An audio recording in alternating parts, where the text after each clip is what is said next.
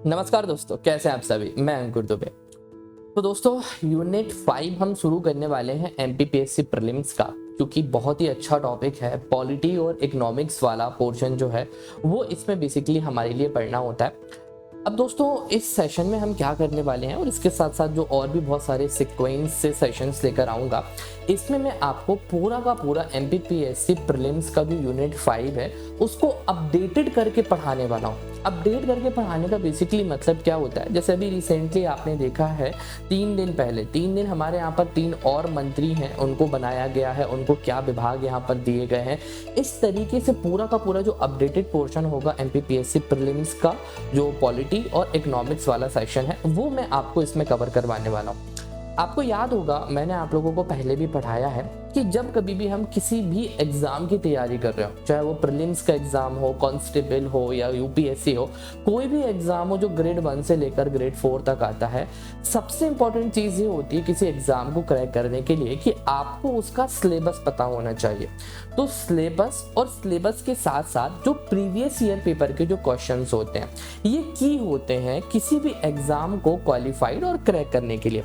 तो सबसे पहली चीज तो ये यूनिट 5 का सिलेबस है, आपको इसको टंग पर याद करके रखना है। आपको याद होना चाहिए यूनिट 5 में कि मध्य प्रदेश की जो संवैधानिक व्यवस्था है, कॉन्स्टिट्यूशनल सिस्टम ऑफ एमपी हमारा क्या है, फिर इसके बाद जो गवर्नर होता है, काउंसिल ऑफ मिनिस्टर्स होते हैं, हाई कोर्ट है, और इसके बाद का जो पोर्शन आता है, लाइक इसमें जो हमारे पंचायती राज की बात की गई है और नगरीय निकाय, हर चीज आपको दोस्त यहाँ पर मैं इस सेशन में कवर करवाने वाला हूँ। तो ये यूनिट 5 का पॉलिटी वाला पोर्शन है। इसके बाद फिर हम यहाँ पर इकोनॉमिक्स वाले पोर्शन को कवर करेंगे। दोस्तों, मैं आप लोगों को बता देता हूँ, इस सेशन को जो आप मेरे साथ अभी जो जुड़े हैं पूरा कंप्लीट करवाऊंगा। हो सकता है पॉलिटी वाले लेक्चर में 7-8 लेक्चर्स आपके यहाँ पर होंगे, और फिर इसके बाद इकोनॉमिक्स वाला हम शुरू करेंगे। तो इकोनॉमिक्स में भी आप मान के चलिए 7-8 लेक्चर, टोटल 15-16 लेक्चर्स में पूरा यूनिट 5 आपका कंप्लीट करा दिया जाएगा। दूसरी सबसे अच्छी चीज़ आपको यहाँ पर इसमें क्या मिलने वाली है, हम एनिमेशन के थ्रू यहाँ पर चीज़ों को समझने की कोशिश करेंगे। प्रिंट आउट फॉर्मेट में आपके लिए नोट्स दोस्त यहाँ पर अवेलेबल हो जाएंगे, आप उनको डाउनलोड करा लेना। ओके, चलिए दोस्त, तो स्टार्ट करते हैं हमारे आज के टॉपिक को। तो ये यूनिट 5 का दोस्त यहाँ पर सिलेबस है। दोस्त, इसमें लिखा हुआ है संवैधानिक व्यवस्था, कॉन्स्टिट्यूशनल सिस्टम। तो पहले हमारे लिए समझना ये चाहिए कि कॉन्स्टिट्यूशनल सिस्टम क्या होता है, एक संवैधानिक व्यवस्था क्या होती है। देखो, नाम से ही दिख रहा है दोस्त, संवैधानिक व्यवस्था या कॉन्स्टिट्यूशनल सिस्टम मतलब संविधान के अनुसार बनाई गई एक व्यवस्था। जैसे आपने देखा है हमारा घर होता है, तो कुछ मतलब कुछ फैमिलीज आपने देखी होंगी मिडिल क्लास हैं, कुछ हायर क्लास होती हैं, कुछ हमारे बेचारे बीपीएल परिवार के लोग होते हैं। हर परिवार में अपने अपने नियम कायदे कानून होते हैं। जैसे कि कुछ परिवार में लड़कियों को लिबर्टी ज़्यादा दी जाती है, कुछ फैमिलीज ऐसी होती हैं जो काफ़ी कंजर्वेटिव होती हैं। तो आपने देखा ना, हर घर के अपने अलग अलग नियम कायदे कानून होते हैं, बट हर घर के नियमों में कुछ ना कुछ चीज़ आपको कॉमन ज़रूर यहाँ पर मिलेगी, जो ऑलमोस्ट बहुत सारी फैमिलीज़ में कॉमन होती है। जैसे कि सपोज हम एक for take the example of dinner सभी लोग, हर फैमिली में अधिकतर मोस्टली लोग जल्दी ही यहाँ पर कर लेते हैं। ठीक है, लड़कियों के लिए जो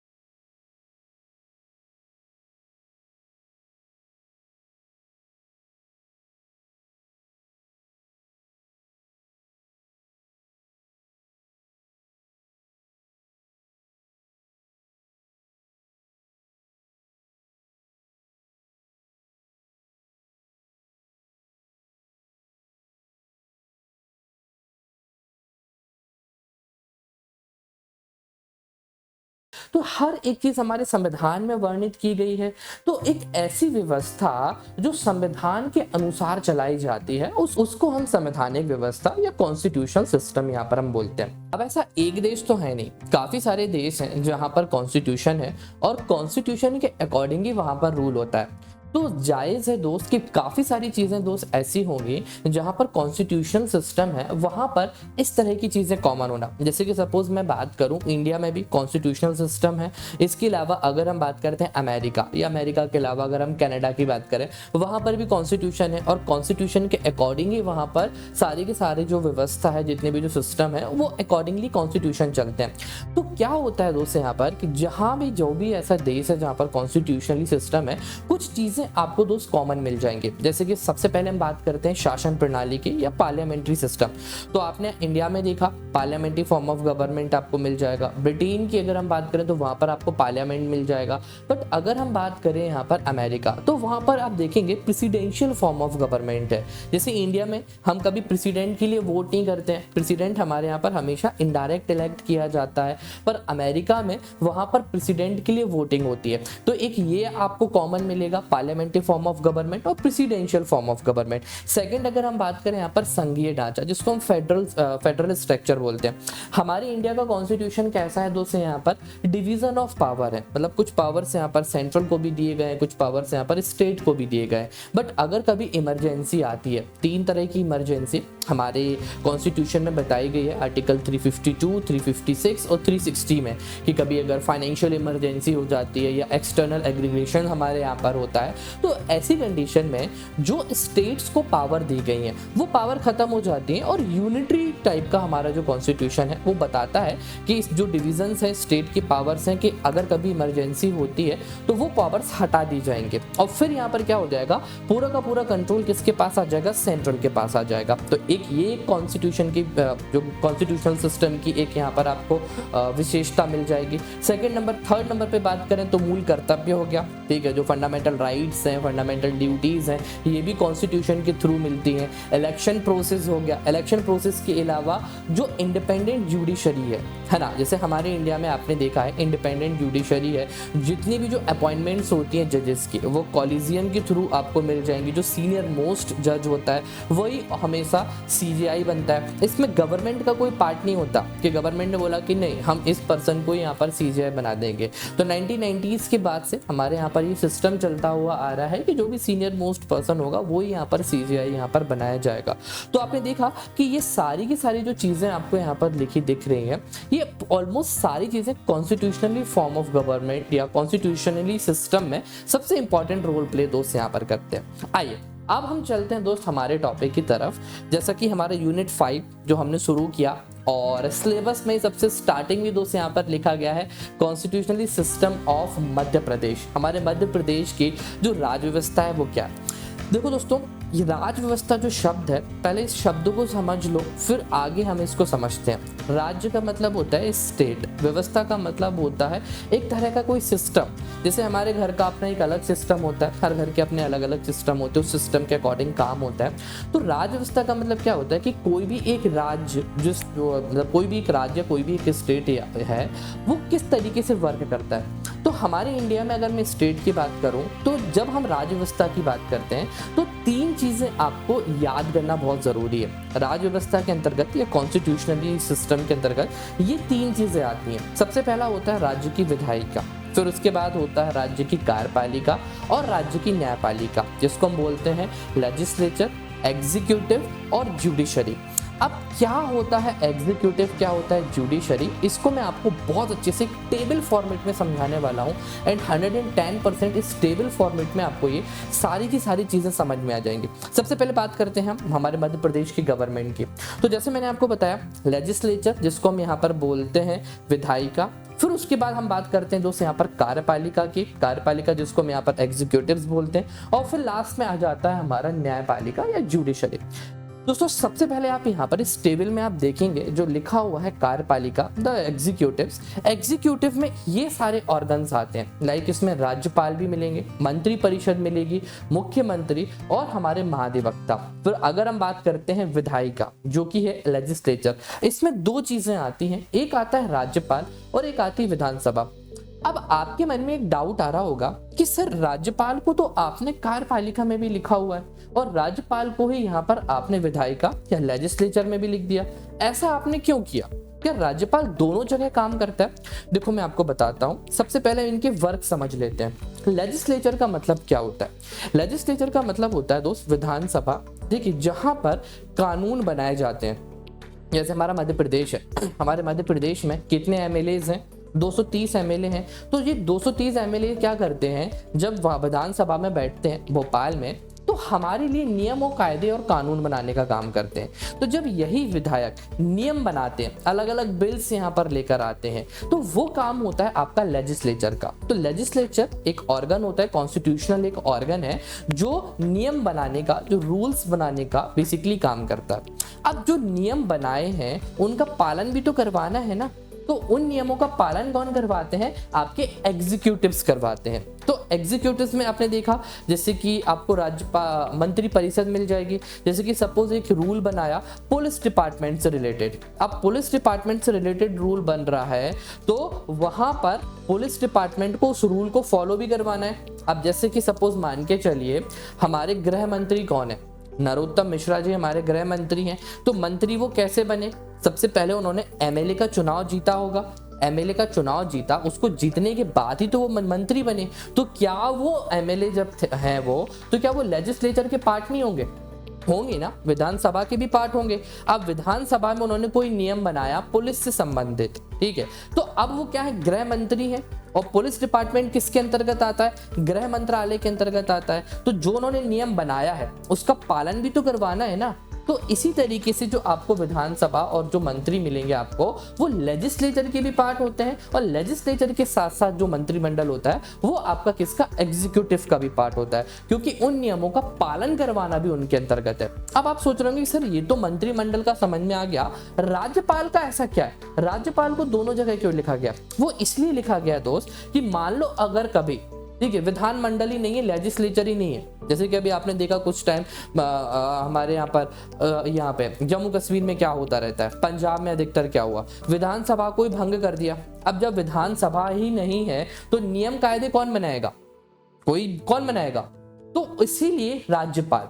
तो राज्यपाल का बेसिकली काम क्या होता है कि कभी इमरजेंसी लगी है, तो जब उस इमरजेंसी में विधानसभा नहीं है, लेजिस्लेचर नहीं है, तो फिर उस कंडीशन में राज्यपाल नियम कायदे बनाता है और उन्हीं चीजों को एग्जीक्यूट भी कराता है। तो इसीलिए जो गवर्नर है वो दोनों ऑर्गन का पार्ट होता है, मतलब कि लेजिस्लेचर का भी पार्ट होता है और इसके साथ साथ वो एग्जीक्यूटिव्स का भी पार्ट होता है। तो आई थिंक आपको क्लियर हो चुका होगा कि क्यों गवर्नर को मैंने दोनों जगह यहाँ पर लिखा हुआ है। ओके, तो कार्यपालिका में एग्जीक्यूटिव्स में गवर्नर हो जाता है, हमारे जो काउंसिल ऑफ मिनिस्टर्स हो जाते हैं, सीएम हो जाता है, और सीएम के साथ साथ जो हमारा महाधिवक्ता होते हैं, अटॉर्नी जनरल, वो इसका पार्ट होते हैं। फिर इसके बाद जो नेक्स्ट आता है आपका विधायिका। विधायिका मैंने आपको बता दिया, राज्यपाल और आपकी विधानसभा। फिर लास्ट में आता है आपका न्यायपालिका, जुडिशरी। तो जुडिशरी में जो हमारे स्टेट का हाई कोर्ट है, ठीक है, और इसके अलावा जो सबऑर्डिनेट्स कोर्ट है। सबऑर्डिनेट्स कोर्ट्स का मतलब जो लोअर कोर्ट्स होते हैं, है ना, सेशन कोर्ट होते हैं। इसके अलावा भी जो अलग अलग जो फास्ट ट्रैक कोर्ट हो गए या उपभोक्ता फोरम हो गए जिनको बनाया जाता है, वो सारे के सारे आपके जुडिशरी के पार्ट होते हैं। चलिए, तो अब आई थिंक आपको यहां तक इस टेबल के फॉर्मेट में मैंने आपको संवैधानिक व्यवस्था क्या होती है ये आपको मैंने क्लियर यहां पर करवा दिया। अब आइए इसी पार्ट को थोड़ा सा आगे बढ़ाते हैं और सबसे पहले हम समझते हैं कि राज्य की विधायिका क्या है। तो दोस्तों मैंने आपको बताया कि हम जब व्यवस्था की बात करते हैं और खासकर संविधान के द्वारा बनाई गई व्यवस्था, तो उस व्यवस्था के अंतर्गत हमारे लिए ये समझना बहुत ज़रूरी है, और क्वेश्चंस आपसे एग्जाम में से पूछ सकता है कि कहाँ पर संविधान में ऐसा लिखा गया। तो जब हम यहाँ पर मध्य प्रदेश की राज्य व्यवस्था की बात करें तो आपको ये दो आर्टिकल्स याद करना बहुत ज़रूरी है, एक आर्टिकल 168 और आर्टिकल 170। तो हमारे मध्य प्रदेश में किस तरह की व्यवस्था होगी, ठीक है, वो सारी की सारी चीज़ें आर्टिकल 168 और 170 में दी गई है। जैसे कि आर्टिकल 168 क्या कहता है? आर्टिकल 168 कहता है कि हर राज्य की एक विधायिका या फिर हर राज्य की एक विधायिका होगी। ये आर्टिकल 168 में कहा गया है। अब 168 में एक और चीज बोली गई है कि सबसे इंपॉर्टेंट जो विधायिका होगी, जो राज्य की व्यवस्था होगी, उसके 3 मेन पार्ट होंगे, एक राज्यपाल, दूसरा विधानसभा और तीसरा विधान परिषद। अब विधान परिषद क्या होता है, तो देखो ये एक ऐच्छिक या फिर हम जिसको कह सकते हैं वॉलेंट्री ऑर्गन है, ठीक है। हमारे इंडिया में आपको कुछ स्टेट्स आपको मिल जाएंगे, शायद 6-7 स्टेट्स ऐसी हैं जहां पर विधान परिषद भी है, जैसे कि अगर आंध्र प्रदेश हो गया, बिहार है, महाराष्ट्र है, तो ये कुछ ऐसी स्टेट्स हैं जहां पर आपको विधान परिषद भी मिलेगा। विधान परिषद में बेसिकली क्या होता है, जैसे आपने संसद देखा, संसद में हमारे 2 ऑर्गन है, एक राज्यसभा होता है, एक लोकसभा होता है। तो राज्यसभा के जो मेंबर्स हैं वो सारे के सारे नॉमिनेट होकर वहां पर जाते हैं, जो भी एमपीज होते हैं वहां से चुनकर राज्यसभा में लोग जाते हैं। तो उसी तरीके से जो विधान परिषद होती है ना, तो जो सिलेक्टेड पर्सन्स हैं, ठीक है, जो एमएलएज यहाँ पर होते हैं और एमएलएज के अलावा कुछ नॉमिनेटेड पर्सन्स होते हैं, उन लोगों को विधान परिषद में भेजा जाता है। तो हमारे एमपी में विधान परिषद नहीं है, हमारे यहाँ पर केवल और केवल विधानसभा है। हालांकि शुरुआती दौर में बात जरूर की गई थी विधान परिषद को बनाने की मध्य प्रदेश में, बट वो विधान परिषद नहीं बनी। तो आर्टिकल 368 क्या बोलता है, हर राज्य की एक क्या होगी, विधायिका होगी, और जो विधायिका होगी उसके मेन ऑर्गन कौन होंगे,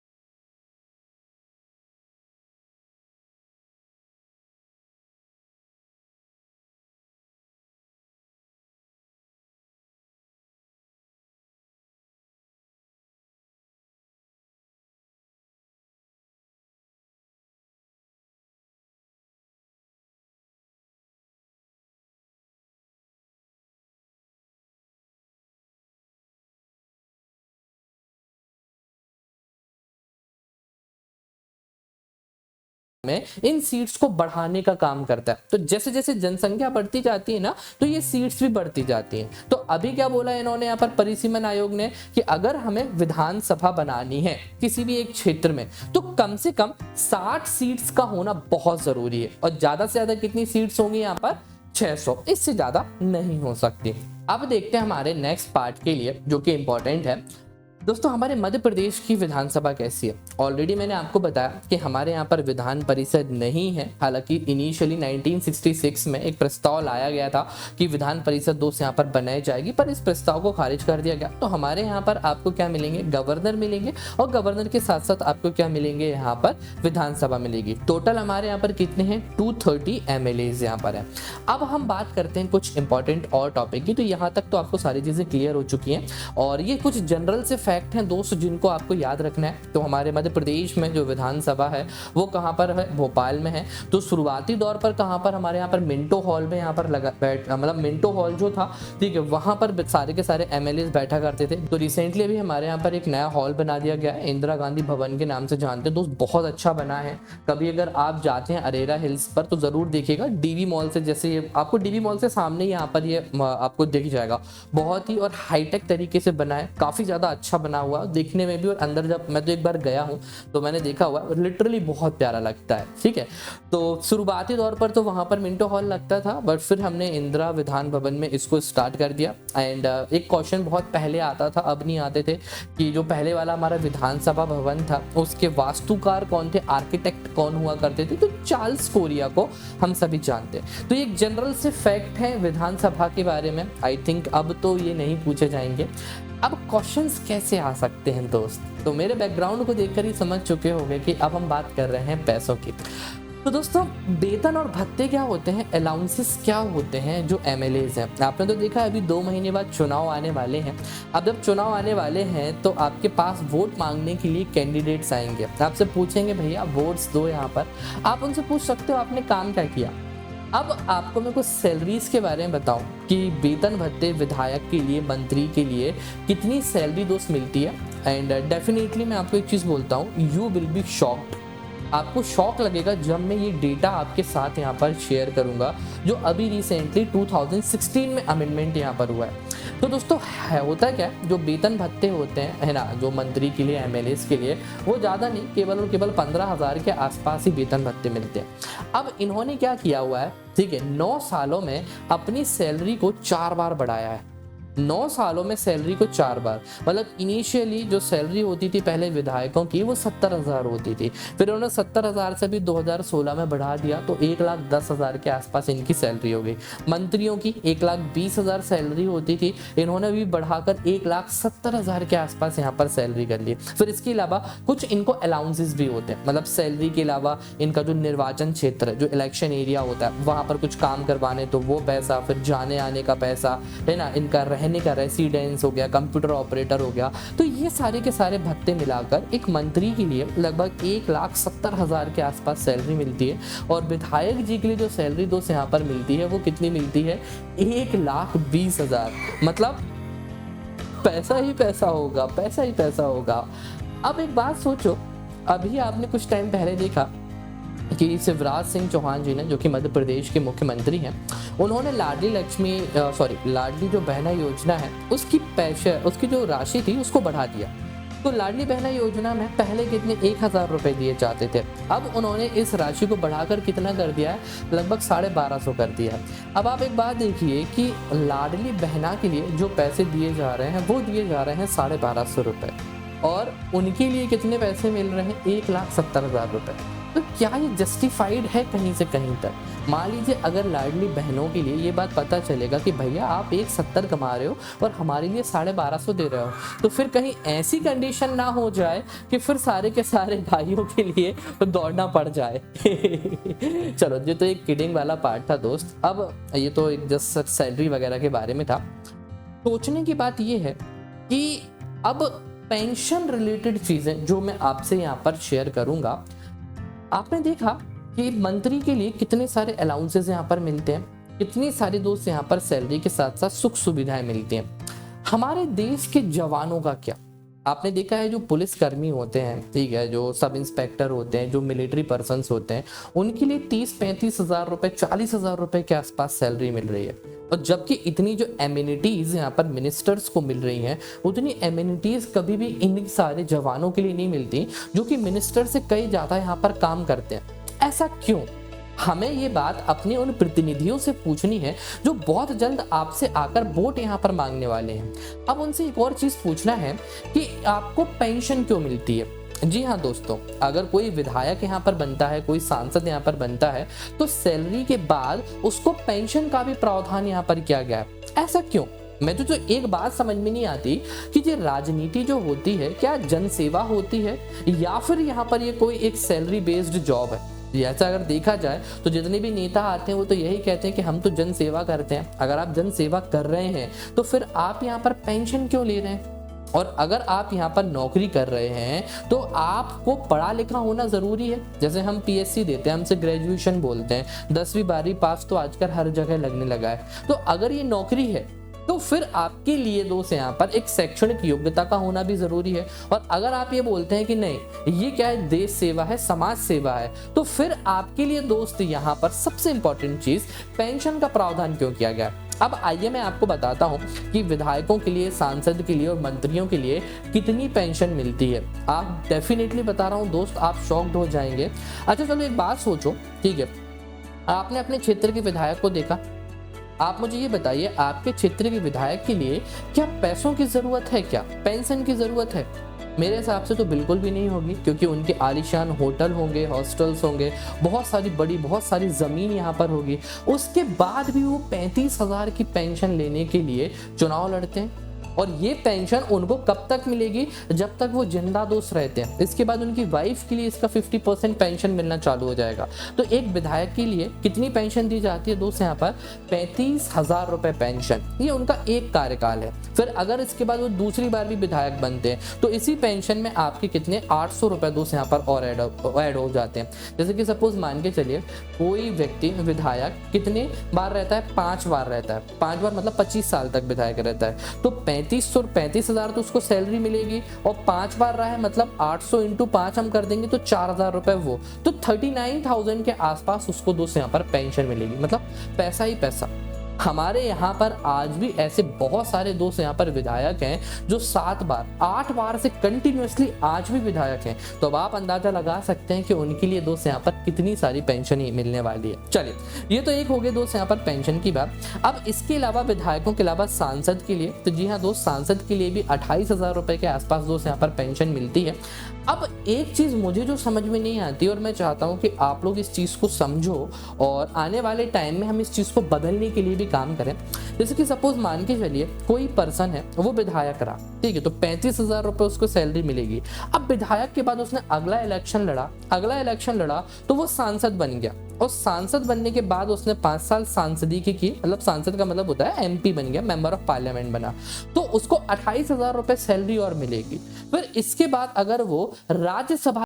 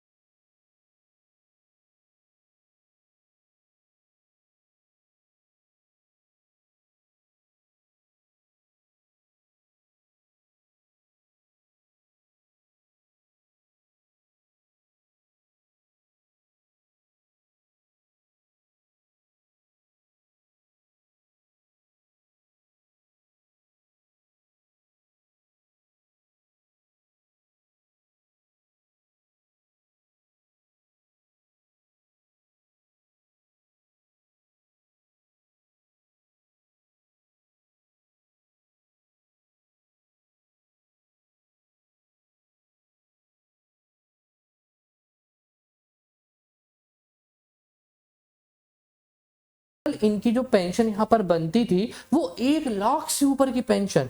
तो आप सोचिए कि यहाँ पर इससे अच्छी जॉब कोई और मिलेगी क्या? ये तो केवल एक राघव जी की मैंने आपको बात बताई, इसके अलावा 2 और भी मिनिस्टर्स आपको ऐसे मिल जाएंगे। एक जयंत मलैया जी हो गए, जयंत मलैया जी दमोह से रहे हैं, ठीक है, और इसके अलावा हमारे केडी देशमुख जी हो गए। तो ये कुछ ऐसे MLAs आपको मिल जाएंगे जिनको बहुत ज्यादा मतलब बहुत ज्यादा पेंशन दोस्त यहाँ पर आज भी दोस्त यहाँ पर मिला करती है। अब मैं आपसे बात करूं दोस्त यहाँ पर कि इन लोगों के लिए जो पेंशन होती है वो मिलना सालों कब होता है। अब देखो, इसकी पीछे के लॉजिक आपको थोड़ा समझना होगा। 1990 के पहले क्या होता था और 1990 के बाद क्या होता था। अब क्या हुआ है रिसेंटली कि जैसे ही जीत का सर्टिफिकेट मिलता है, आपकी पेंशन, आपकी मतलब नेताओं की पेंशन चालू हो जाती है। जीत का सर्टिफिकेट का मतलब क्या होता है? देखो, हुआ क्या था कि 1990s के पहले की अगर मैं बात करूं तो जो पेंशन के जो नियम थे वो थोड़े से डिफरेंट थे। थोड़े से डिफरेंट से का मतलब क्या था कि 1990 के पहले एक नियम हुआ करता था कि कोई भी विधायक है उसको पेंशन तभी मिलेगी जब वो 6 महीने का टेन्योर पूरा कर लेगा। मतलब अगर कोई विधायक बना, उसने 4 महीने ही सर्व किया और उसके बाद किसी भी कारण से वो हट गया, तो वो पेंशन का हकदार नहीं होगा। क्यों? क्योंकि उसने अपने 6 महीने पूरे नहीं किए। तो ये चीज कब होती थी? 1919 के पहले नियम था। फिर 1990 के बाद इस नियम को कंप्लीटली दोस्त यहाँ पर बदल दिया गया, और नियम क्या कर दिया गया दोस्त यहाँ पर कि अगर कोई भी दोस्त यहाँ पर व्यक्ति है, ठीक है, 2012 में संशोधन करा, अगर उसको जीत का सर्टिफिकेट मिलता है। जीत का सर्टिफिकेट का मतलब क्या होता है कि आपने देखा इलेक्शन होता है, फिर इलेक्शन के 10-15 दिन बाद गिनती होती है, मतगणना होती है। तो जब मतगणना होती है तो वहां पर कलेक्टर मौजूद होता है। तो जिस भी उम्मीदवार जिसको भी ज्यादा वोट्स मिली हैं, तो वो दोस्त जब काउंटिंग होती है तो तुरंत कलेक्टर जो भी जिस पर्सन को ज्यादा वोट्स मिली है ना, तो उसको एक सर्टिफिकेट देता है, तुरंत अपने सील साइन करके, उसी को जीत का सर्टिफिकेट बोलते हैं। तो मान लो अगर कोई विधायक, ठीक है, कलेक्टर ने उसको सर्टिफिकेट जारी कर दिया कि हाँ आप इलेक्शन यहाँ पर जीत गए, मतलब चाहे वो एक ही दिन के लिए विधायक क्यों ना बना हो, उसकी पेंशन चालू हो जाएगी।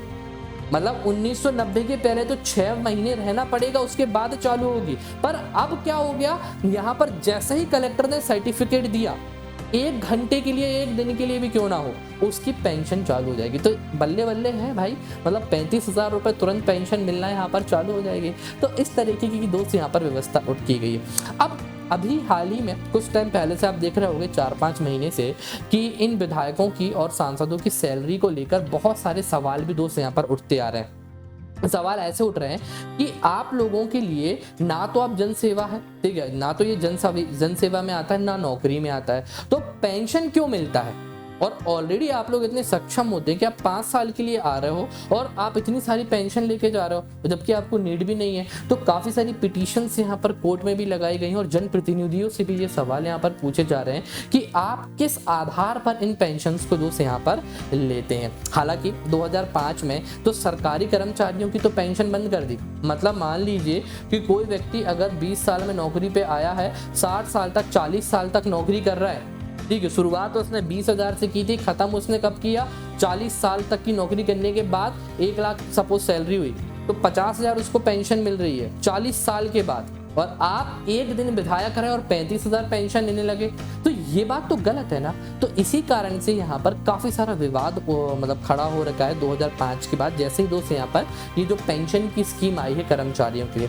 अब मैं आपको कुछ ऐसे विधायकों के नाम बताता हूँ दोस्त यहाँ पर जो केवल 2 साल के लिए, एक टेन्योर के लिए विधायक बने हैं और पिछले 20 से 25 साल से कंटिन्यूसली दोस्त यहाँ पर पेंशन लेते आ रहे हैं। जैसे कि सबसे पहले आप एक विधायक के बारे में यहाँ पर आप देख सकते हैं, केवल 2 साल विधायकी की और 32 साल से दोस्त यहाँ पर ये पेंशन ले रहे हैं। इनका नाम है मऊगंज के उदय प्रकाश, जो 1990 में केवल 2 साल के लिए विधायक बने थे और तब से लेकर अभी तक पेंशन ले रहे हैं। इससे ज़्यादा बड़ी चीज़ तो मैं आपको बताता हूँ राजेंद्र मिश्रा जी की 1980 में, ये केवल एक ही बार दोस्त यहाँ पर बने और तब से दोस्त यहाँ पर वो आज भी दोस्त यहाँ पर पेंशन ले रहे हैं। मतलब पैसा ही पैसा, ठीक है। 32 साल, केवल 2 साल सर्विस की है, केवल 2 साल, और पूरे के पूरे अलाउंसेस दोस्त यहाँ पर मिल रहे हैं।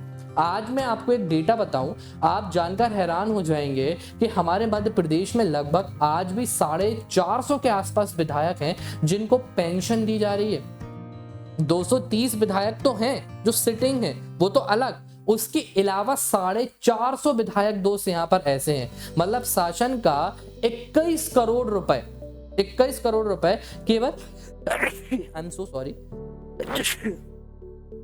सॉरी शासन का 21 करोड़ रुपए केवल और केवल इन पेंशन में जाता है। और जबकि इन विधायकों के लिए हम सभी जानते हैं कि ये सक्षम हैं और इनको पेंशन की जरूरत नहीं है, पर वो अपनी पेंशन कभी नहीं छोड़ेंगे, कभी भी नहीं छोड़ेंगे और फिर कहेंगे कि अब हमें सांसदी का टिकट और दे दो तो 28,000 पेंशन हमारे लिए मिलना दोस्त यहाँ पर और चालू हो जाए। हालांकि मैं एक विधायक जी के बारे में आपको बताना चाहता हूँ, वो ऐसे हैं जो ऑलरेडी दोस्त जब वो विधायक बने तो उन्होंने साफ साफ दोस्त यहाँ पर मना कर दिया कि हम यहाँ पर पेंशन नहीं लेंगे। चेतन कश्यप जी की दोस्त यहाँ पर मैं बात कर रहा हूँ, तो उन्होंने दोस्त यहाँ पर जितनी भी जो अलाउंसेज होते थे, वेतन भत्ते होते थे, उनको लेने से दोस्त यहाँ पर मना कर दिया था। हालांकि मैं प्रमोशन नहीं कर रहा हूँ, बट हाँ इन्होंने ये जो अच्छी चीज़ की, इस अच्छी चीज़ के बारे में दोस्त मैं आपको यहाँ पर बता रहा हूँ और मेरे हिसाब से बाकी के विधायकों को भी करना चाहिए। जितने भी आपके क्षेत्र के विधायक हैं, इस बार आप जरूर उनसे इस तरह के प्रश्न पूछ भी सकते हैं। चलिए, तो ये चीज़ तो मैंने आपको बताई इनके वेतन भत्ते के बारे में। हालांकि यहाँ से क्वेश्चंस नहीं आएंगे, क्वेश्चंस कहाँ से बन सकते हैं, तो बहुत बार क्वेश्चन एमपीपीएससी ने आपसे पूछा है कि विधानसभा अध्यक्ष, तो काफ़ी बार एक पहला ये क्वेश्चन ज़रूर आ चुका है कि हमारे पहले विधानसभा अध्यक्ष कौन थे, तो कुंजीलाल दुबे आपसे पूछा जा सकता है। और अभी रिसेंटली आपको विधानसभा अध्यक्ष कौन मिल जाएंगे, तो गिरीश गौतम जी हैं, वो अभी हमारे रिसेंटली विधानसभा अध्यक्ष हैं। हालांकि ये आपको याद अभी इसलिए नहीं करना है क्योंकि अभी तो प्रीलिम्स का एग्जाम दूर है और 2 महीने बाद तो इलेक्शन है। तो जब हमारे इलेक्शंस हो जाएंगे, जो नई विधानसभा बनेगी, न्यू मिनिस्टर्स यहाँ पर अपॉइंट होंगे, तो वो सारी चीज़ें दोस्त हम यहाँ पर याद रखेंगे। खैर एक ये जनरल चीज़ है, आपको याद यहाँ पर रखना ज़रूरी है। और इसके अलावा एक कुछ जनरल सी चीज़ें और हैं, जैसे कि पार्लियामेंट्स में अगर हम सीट्स की बात करें, पार्लियामेंट का मतलब होता है राज्यसभा और लोकसभा। अगर हम बात करें राज्यसभा की, तो हमारे यहाँ पर टोटल 11 सीट्स आपको मिल जाएंगी राज्यसभा की। और अगर हम बात करते हैं लोकसभा के बारे में, तो मध्य प्रदेश में टोटल 29 सीटें हैं जो लोकसभा के लिए हैं और इन 29 सीटों में कुछ सीटें रिजर्व्ड हैं एससी और एसटीज के लिए। तो 4 और 6 मतलब टोटल 10 सीट्स हैं जो एससी एसटीज के लिए रिजर्व्ड हैं।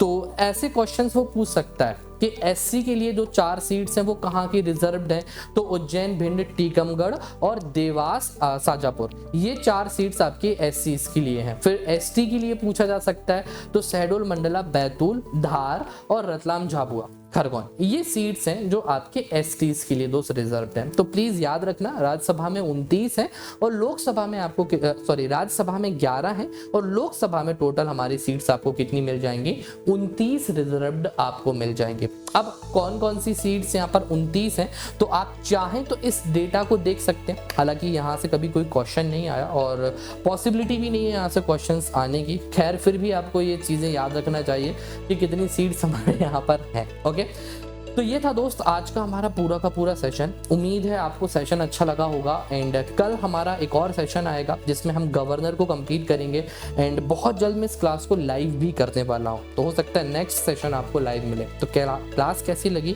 कमेंट करके ज़रूर बताइएगा दोस्तों। चैनल को सब्सक्राइब कर लीजिएगा क्योंकि जो अपकमिंग कोर्सेज हैं, जो मॉडर्न हिस्ट्री का कोर्स है, MPPSC का यूनिट 1 है, वो आपको इसी चैनल पर कुछ इसी एनिमेटेड तरीके से मिल जाएगा। तो आई होप आपको सेशन बहुत अच्छा लगा होगा। थैंक यू वेरी मच, बहुत बहुत ख्याल रखिए आप अपना।